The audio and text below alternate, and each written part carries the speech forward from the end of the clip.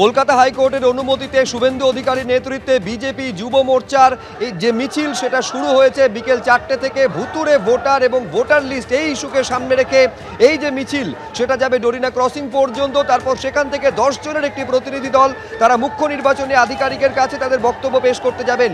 সেই মিছিল শুরু হয়েছে বিকেল 4টে থেকে। আমি সরাসরি একবার সেই মিছিলেই আপনাদের নিয়ে যাব। শিবাশিস মৌলিক আমাদের প্রতিনিধি রয়েছেন, দেখাও ছবিটা শিবাশিস।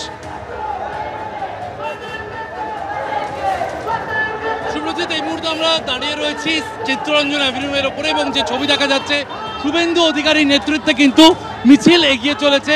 যে মিছিলের গন্তব্য ডরিনা ক্রসিংয়ে গিয়ে সেখান থেকে কিন্তু এই বিজেপি যুব মোর্চার যে মিছিল সেই মিছিল থেকে 10 জনের ডেলিগেশন টিম বা প্রতিনিধি দল নিয়ে শুভেন্দু অধিকারী তিনি এগিয়ে যাবেন জাতীয় নির্বাচন কমিশনের মুখ্য নির্বাচনী আধিকারিকের দপ্তরের দিকে এবং সেখানে গিয়ে তিনি যে কথা বললেন তিনি কিন্তু ডেপুটেশন জমা দেবেন এমনটাই জানিয়েছেন রাজ্যের বিরোধী দলনেতা। তিনি জানিয়েছেন যে এই ভোটার লিস্ট সংক্রান্ত তাদের যে দাবি দেওয়া আছে সেই দাবি দেওয়া তুলে ধরবেন তিনি। এবং শুভেন্দু অধিকারী হাতে তার পোস্টার বাঙালি হিন্দু ভোটার তৃণমূল হইতে সাবধান এই লেখা পোস্টার নিয়ে কিন্তু রাজ্যের বিরোধী দলনেতা তিনি এগিয়ে চলেছেন। সেই ছবি আমরা দেখতে পাচ্ছি শুভেন্দু অধিকারী তিনি এগিয়ে চলেছেন এবং সরাসরি আমি যে প্রশ্ন করব রাজ্যের তিনি এখন আর কোনো মন্তব্য করতে চাইছেন না, তবে আপাতত যা বলার তিনি নির্বাচন কমিশনে বলবেন এমনটাই বলেছেন রাজ্যের বিরোধী দলনেতা। তার বক্তব্য তিনি যা বলার তিনি রাজ্যের বিরোধী দলনেতা হিসেবে জাতীয় নির্বাচন কমিশনে বলবেন এমনটাই বলেছেন তিনি। ইন্দ্রনীল খাঁ রয়েছেন, জগন্নাথ চট্টোপাধ্যায় রয়েছেন, শুভেন্দু অধিকারী রয়েছেন এবং সেই মিছিল এগিয়ে চলেছে যে মিছিলের গন্তব্য কিন্তু ডরিনা ক্রসিং পর্যন্ত আজকের এই মিছিল যাবে এবং তারপর সেখান থেকে কিন্তু 10 জনের প্রতিনিধি দল নিয়ে শুভেন্দু অধিকারী, ইন্দ্রনীল খাঁ তারা যাবেন জাতীয় নির্বাচন কমিশনের মুখ্য নির্বাচনী আধিকারিকের দপ্তরে। তাদের যে দাবি দেওয়া ভোটার তালিকা সংক্রান্ত তাদের যে দাবি দেওয়া তা তারা সেখানেই পেশ করবেন ডেপুটেশন আকারে এমনটাই জানিয়েছেন রাজ্যের বিরোধী দলনেতা। শুভ্রজিৎ।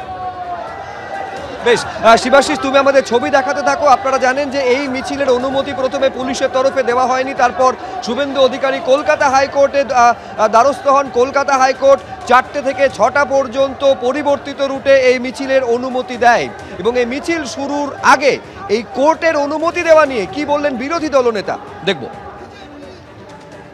কলকাতা পুলিশের পক্ষ থেকে গত পরশুদিন আমাদের যুব মোর্চার অফিস সম্পাদককে বলে দেওয়া হয় যে আমরা এই মিছিলের অনুমতি দেব না। তাই তো কলকাতা পুলিশকে মমতা পুলিশ বলা হয়। এরা ভারতীয় জনতা পার্টিকে সব মিছিল প্রোগ্রাম আটকাতে চায়। আর আমার বিরোধী দলনেতা হিসেবে এটা 79তম হাইকোর্ট থেকে অনুমতি নিয়ে 4 বছরের সময়কালে 79তম হাইকোর্টের অনুমতি নিয়ে কর্মসূচি। এই মনোজ বার্মা, রাজীব কুমারদের দোকান কাটা, কারণ তাদের মালিকেরও দোকান কাটা। আমরা আজকে ধন্যবাদ জানাই কলকাতা হাইকোর্টকে যে তারা আরেকবার পশ্চিমবাংলার গণতন্ত্র প্রতিষ্ঠা করার ক্ষেত্রে ত্রাতার ভূমিকায় অবতীর্ণ হলেন।